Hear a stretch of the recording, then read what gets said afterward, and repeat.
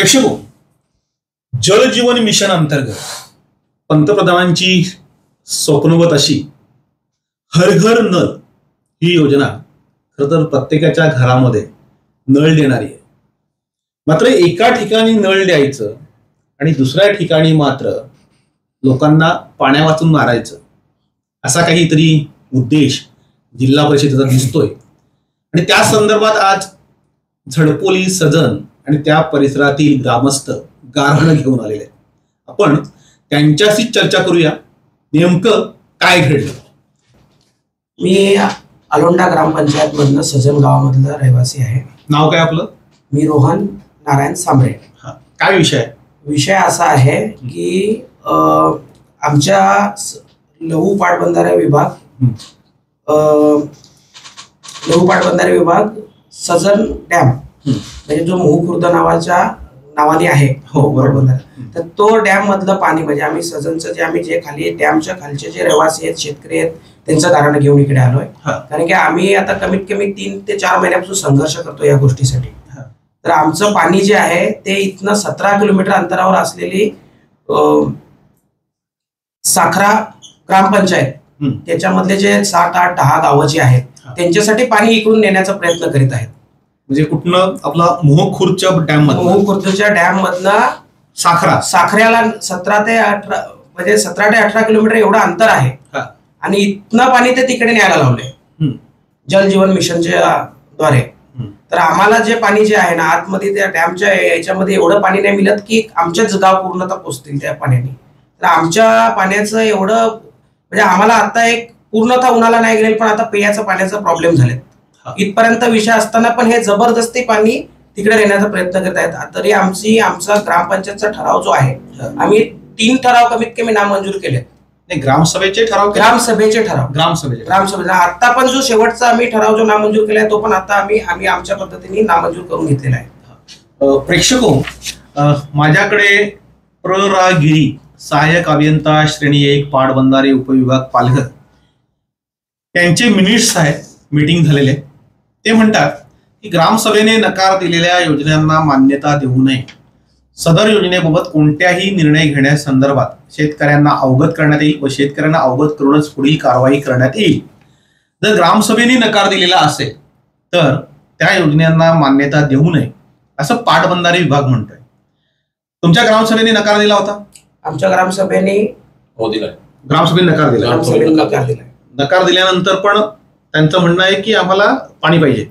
त्याच्यानंतर त्यांनी जबरदस्ती ग्रामसभा लावून रस्त्यावरती लोकांना उभं करून आणि त्यांनी बोटं वरती करायला लावली. मेजॉरिटी दाखवून. कोणी? तुषार सांबरे. नाही, त्यांच्या त्या पाटबंधारे विभागाने पाटबंधाऱ्याच्या विभागाने सगळे बॉडी सगळी आली होती, कमिटी आली होती त्यांची. इंजिनियर पण स्वतः होते तिथे. आणि 30 तारखेला जो पहिला ठराव झाला होता तिथे तुषार सांबरे स्वतः होते. तुषार सांबरेंनी पण तो ठराव नामंजूर केला. त्यानंतर 1 तारखेला डबल त्यांनी जबरदस्ती ठराव घेऊन आणि तुषार सांबरेंनी त्यांना मंजूर द्यायला लावली. त्यानंतर त्याला ग्रामसभा मान्यता आहे का त्याला, त्या ठरावाला? नाही. तो ठराव जो आहे तो चुकीच्या पद्धतीने मंजूर केला. मंजूर करून तो प्रोसिडिंग मध्ये आणायचा असतो, तो त्यांनी प्रोसिडिंग मध्ये पुढच्या वेळेस आणला, तो आम्ही नामंजूर केला. म्हणजे तेव्हा तो ठराव पूर्ण झाला आणि तो अर्धवट ठराव घेऊन यांनी पुढच्या प्रशासनाला देऊन आणि परमिशन घेण्याचा प्रयत्न केलाय. सध्या मोह बंधारा जो आहे त्याच्यावर किती गाव आहेत एकूण अवलंबून? त्याच्यावर जवळजवळ 11 ते 12 गाव आहेत.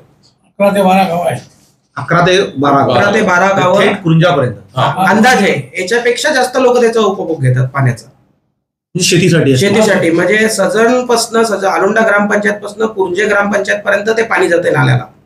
आणि त्याच्या नाल्याला लागत असणारे शेतकरी सगळे पाणी घेतात. पिणारे लोक पाणी तिथनं उचलून घेऊन जातात.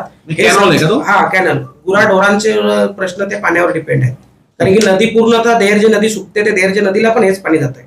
हेच पाणी तिथून त्या बंधाऱ्यातून सोडलं जातं. त्या बंधाऱ्यातून सोडलं जातं पूर्वीपासून आतापर्यंत. पण हे पाणी कुठे साखराला नेणार आहेत? हे पाणी साखरेला नेणार आहे. जे पाणी डॅमच्या खालून जो कालवा जातोय, जे पाणी म्हणजे ओव्हरफ्लो या तो लिकेजचं जे पाणी जातंय, तेच पाणी तिथेच ते मोठे विहिरी मारणार आणि तिथनं मोठ्या HP च्या 5 ते 6 मोटर जे पण त्यांच्या पद्धतीने असेल त्या पाणी मोठ्या प्रमाणात तिथून उचलून तिकडे घेऊन जाणार पाईपद्वारे. आणि मग साखरा ग्रामपंचायत किती गाव आहे तिथे? साखरा ग्रामपंचायत कमीत कमी 10 ते 12 गावं आहेत, त्यांना ते पाणी देणार. पण साखरा ग्रामपंचायतीच्या त्या विभागामध्येच खांड बंधारा आहे ना? खांड बंधारा त्यांच्या जवळ आहे, पण खांड बंधाऱ्यामध्ये याच्या अगोदर त्यांनी पाणी नेण्याचा जिओ ट्रॅकिंग तिथे ऑलरेडी केलेला होता. तिथनं पाणी नेण्याचा प्रयत्न केला, पण तिथल्या ग्रामस्थांचा पण हाच प्रश्न होता की आमचं पाणी आम्हाला प्यायला पूर्ण नाही पडत, तर आम्ही इकडे कसं देणार. मग त्या हिशोबी त्या लोकांनी करायचा विरोध केला. मला वाटतं तिकडे आपले कलेक्टर साहेब वगैरे सर्व आलेले त्यावेळेस, असं आम्हाला ऐकू आहे. तर सर्वांना म्हणजे भूमिपूजन करायला लागले, मग त्यांना थांबवून आणि त्यांना रिक्वेस्ट करून आणि हे पाणी काही करून गावकऱ्यांनी बसून आंदोलन करून ते थांबवलं. खांडवाल्यांना पाणी दिलं नाही. देहरचा प्रकल्प पण होतोय, देहरचा प्रकल्प पण त्याच्यातून घेतलं नाही, त्याच्यामधून त्यांना घ्यायचं नाही, कारण की एवढ्या लांबून पाणी जेव्हा नेणार तेव्हा ते जास्त कोटीची योजना बनणार, तर त्यांना कॉन्ट्रॅक्टरला फायदा आहे जास्त. किती कोटीची योजना आहे ही? अगोदर खांडच्या डॅमच्या हिशोबी होती 44 कोटीची काहीतरी, आणि आता सजन मध्ये म्हणजे सजन आणि खांडचे डॅम कमीत कमी 4 ते 5 किलोमीटरचं अंतर आहे. म्हणजे ते जे वाढणार आहे अंतर, म्हणजे त्यांचे काय त्याचा फायदा ठेकेदाराला होणार साहजिक. ठेकेदारासाठी त्यांनी आणि पूर्णतः ग्रामपंचायतला ठुकरावून, ग्रामपंचायतचा ठराव ठुकरावून ते काम चालू करायचा प्रयत्न करतात, कुठल्याही ना परमिशन घेतात. ग्रामपंचायतीमध्ये आता काय म्हणणं आहे? ग्रामपंचायतमध्ये सर्व ग्रामपंचायत किती गाव आहे का ग्रामपंचायतीमध्ये तुमची? 3 गावं 12 पाड्या. 3 गावं कोणती कोणती आहेत? सजन झोडपोली, आलोंडा आणि आलोंड्याचे 12 पाड्या, आणि एकूण पाडे 12. एकूण 12 पाडे. ह्या 12 पाड्यांचा सगळ्यांचा विरोध आहे का? सर्वांचा विरोध. ग्रामसभेला सगळी लोक आलेली तिथे, ग्रामसभेला सगळे, आणि जेणेकरून जास्तीत जास्त लोक जे डॅमच्या खाली जे इरिगेशनचे पाईप गेलेत त्यांच्या शेतीना, ते जास्त लोक होती. आणि त्याच्या व्यतिरिक्त पण ज्यांना वाटतंय काही आलोंड्याचं, सजनच्या डॅमचं, मुखुर्द डॅमचं जे पण पाणी आहे, ते डॅमचं पाणी जाऊ नये म्हणून ज्यांना कलकल आहे ती सगळे लोक, कारण की एनी फ्युचर सगळ्यांना पाणी तिथनं जात आहे. छोट्या छोट्या योजना जे पण होऊन पाण्याच्या, त्यांना सगळ्यांना पिण्यासाठी पाणी जात आहे. या प्रोसिडिंग मध्ये काय तुम्ही काय दाखवलं? प्रोसिडिंग बुक मध्ये सगळ्यांच्या सह्या आहेत का त्याच्यावर? सगळ्यांच्या सह्या आहेत, सर्व ग्रामस्थांच्या सह्या आहेत, पूर्ण सह्या आहेत त्याच्यामध्ये. ग्रामपंचायत प्रोसिडिंग बुक, एक ग्रामपंचायतची प्रोसिडिंग आहे. त्याच्यामध्ये 30 तारखेला त्यांनी पहिला ठराव घेतला होता. तो ठराव आम्ही नामंजूर केलेला होता. त्यानंतर 1 तारखेला त्यांनी जबरदस्ती ग्रामसभा लावून पेसा अंतर्गत सज्जनला प्रेशर लावली त्यांनी ग्रामसभा, आणि तिथे काही लोक बाहेर आणून आणि रस्त्यावरती उभा राहून त्यांनी वोटिंग करून बोट वरती करून त्यांनी मतदान केलं. एक बाजूला आक्रोश होता आणि दुसऱ्या बाजूला त्यांनी मान्यता घेतली. तुम्ही विरोध करत होतो? विरोध करणाऱ्यांची संख्या कमी होती, जास्त होती? नाही, त्यांनी ते विरोध करणाऱ्याची संख्या तेवढीच होती, त्याच्यापेक्षा जास्त असेल.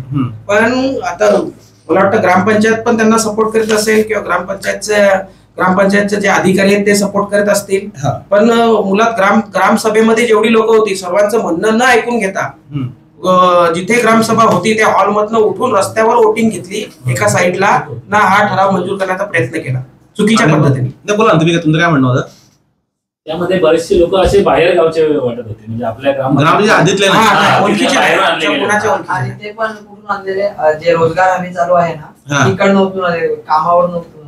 रोजगार हमीची लोक आणून त्यांचं काम थांबवून त्यांचा अर्ज आता त्यांनी लिगली, त्यांनी कोणाला अजिंठा वगैरे दिलेला नाही. अजिंठा आमच्यापर्यंत कोणाला पोहोचलेला नाही. त्यानंतर आम्ही त्यांना काय सांगितलं, तर त्यांनी रोजगार हमीची लोक आणली, 1 तास सुट्टी घेतली रोजगार हमीच्या सुट्ट्या कामाला, आणि ग्रामसभेला आणले. तर त्यांना आम्ही सांगितलं, ते वोटिंगचे बोलत होते, त्यांना आम्ही बोललो की आम्हाला 1 तास द्या, आम्ही घरचे लोक आणतो. आम्हाला त्यांनी टायमिंग दिला नाही. त्यांनी परस्पर त्यांचा ठराव मान्य केला. हा ठराव नंतर त्यांनी ग्रामपंचायतीने तुम्हाला अजेंडा दिलाच नाही. अजेंडा पूर्ण लोकांना दिला नाही. ठराव दिला 3 वेळा तुमचा ग्रामसभेला तुम्ही ठराव नामंजूर केलेला आहे, आणि हा ठराव घेतल्यानंतर हा पण पुढच्या प्रोसिडिंग नामंजूर केला, आणि तरी सुद्धा ते तिथे जबरदस्ती काम करण्याचा प्रयत्न. पोलीस स्टेशनचं काय म्हणणं होतं? पोलीस स्टेशनला काय अर्ज दिलाय का? पोलीस स्टेशनला आम्ही ते काम बंद केलं म्हणून पोलीस स्टेशनला एक अर्ज देऊन ठेवला होता. त्याच्यात आम्हाला काल पोलीस स्टेशनला बोलवलं होतं. ते पोलिसला काय सांगितलं? आम्ही कागद तुमच्या सगळे अर्ज अगोदरच केलेला आहे, आणि ते साहेब बोलवत ते बोला यांचे कागद सगळे बरोबर आहे ना, आम्हाला पोलीस प्रोडक्शन देऊन काम चालू करायला हे करतो, तुम्ही इथे काही हस्तक्षेप करायचं नाही. त्यांनी खांडच्या वेळेस का नाही पोलीस बंदोबस्त दिला? त्यावेळेस त्यांनी खांडच्या वेळेस का नाही, हा अट्टहास जर इथे सदनमध्ये चालवलाय मग हा अट्टहास खांडमध्ये का नाही करत ते? म्हणजे पोलीस म्हणतो खांडला का दिला? खांडचा विरोध आहे. खांडचा विरोध आहे. जेवढा की तुमची खांड आहे मग तुम्ही हा विरोध इथे आम्हाला हे करता, मग तुम्ही खांडला तेव्हा पोलीस बंदोबस्त करून काम करून चालू करू शकत होते ना. ते सुरुवातीला या पाणी योजनेची जी काही त्यांनी एजन्सी दिल्या होत्या सर्वे करण्यासाठी त्याच्यामध्ये खांड आलं बरोबर. इस्टिमेट खांडचं बनलंय आणि आता परत त्यांनी इकडे ऑनलाईन इस्टिमेट दिसतंय आता पण ते खांडचंच आहे. ग्रामस्थांनी करून नाही दिला म्हणून इकडे आता सदनमध्ये येऊन जबरदस्तीत काम चालू करण्याचा प्रयत्न करतात. मला एक सांगा, तुमचं जर पाणी त्यांनी घेतलं साखरवाल्याने तुम्हाला काय फरक पडणार? कारण की अजून मे महिन्यात चालू नाहीये आणि प्रत्येकाच्या घराला मोठं बोरिंग आहे. बोरिंगला पण पाणी नाही का? यांच्या घराच्या विशाल सामनेच्या घराच्या साईडला विहीर आहे, ती विहिरीमध्ये आता पाणी नाही तर मे महिन्यात पाणी कसं करायचं? म्हणजे मार्च चालू आहे तर मार्च मध्ये तुमच्या विहिरीला पाणी नाहीये. आणि आता डॅमची परिस्थिती अशी आहे की तुम्ही डॅम मध्ये गेल्यानंतर आता पण समजेल की डॅम आताच अर्धा झालेला आहे. म्हणजे डॅमचा काही विशिष्ट भाग आहे ना तो एक उन्हाळ्यात मध्ये ते वरती दिसतो. म्हणजे जेव्हा आपल्याला समजते का डॅमची पातळी कमी झाली आणि डॅमचा गेट नादुरुस्त होता बऱ्याच दिवस, त्याच्यामुळं जे पण पाणी थोडंफार आता सोडता येतं ते पण सोडता येत नव्हतं. तर मधल्या पट्ट्यामध्ये डॅमचा जो पण गेट आहे तो रिपेअर केला आणि पाणी थोडं थोडं सोडलं गेलं. म्हणजे जेव्हा आता थोडेफार पाणी येत आहे आमच्याकडं, जेव्हा आम्हाला वाटलं तेव्हा आम्ही गेट खोलतो, आम्हाला पाणी येत आहे. पण ते पण पाणी बऱ्याच म्हणजे 2 वर्ष जवळजवळ तो गेट बंद होता आणि त्याच्याद्वारे आम्हाला खाली पाणी जे पाझराचं यायचं तेच आम्ही पिऊन राहायचो. आता समजा तिकडे पाणी दिलं तर तुम्हाला पाणी मिळणार नाही? पाणी आम्हाला बिलकुल मिळणार नाही, कारण की जे पाणी येत आहे ना, जे पाणी आमच्यापर्यंत जिथनं समजा पुढे चाललंय पाणी, ते पाणीच पूर्ण तिथेच स्टॉप करून पाणी घेऊन चाललंय. म्हणजे पाझर तिथेच विहिरी खाली, डॅमच्या खालीच विहिरी बनवणार. तुमचं काय म्हणणं होतं? सदन दडपणीमध्ये भात शेती करतोय आणि भाजीपाल्याची पण लागवड होते आणि ते जर पाणी त्यांनी तिकडे नेलंय तर भात शेतीला पण ते पाणी पुरणार नाही आणि प्यायच्या पाण्याचा तर प्रॉब्लेमच होणार आहे. प्यायलाही पाणी मिळणार नाही. प्यायलाही पाणी मिळणार नाही. आता सध्याची परिस्थिती अशी आहे की सध्या कॅनॉल नादुरुस्त असल्यामुळं आम्ही भात शेती करत नाही.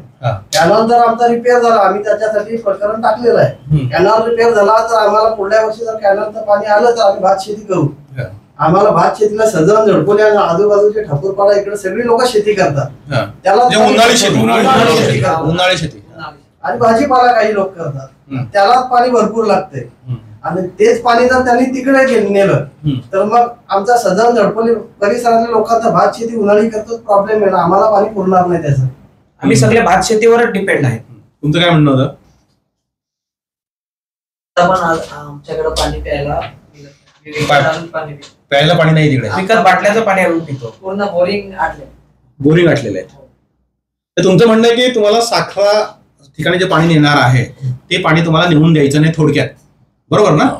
आम्हालाच नाही, आमच्या नंतर पण मुहू ग्रामपंचायत येते, त्याच्यानंतर कुंजे ग्रामपंचायत, ह्या ग्रामपंचायत मधले पण जी लोक आहेत जे पाण्या म्हणजे नदीला जे पण आजूबाजूला लोक आहेत शेतकरी ते पण त्यांचं पण ह्याच्यावर विरोध आहे सर्वांचा. ह्या लोकांना पण हे पाणी नेऊन द्यायचं नाही मिळत, कारण की जर आता वरूनच पाणी उचललं थोडंफार सजन मध्ये पण आलं तर आलं, नाही तर नाही, मग त्याच्या पुढे तर पाणी जाणारच नाही मिळत कायमस्वरूपी. म्हणजे जे सजनला जिथे बंधारा आहे, डॅम आहे, तिथेच पाणी नाही आहे, तिथेच पाणी, खालच्या लोकांनाही पाणी मिळणार नाही.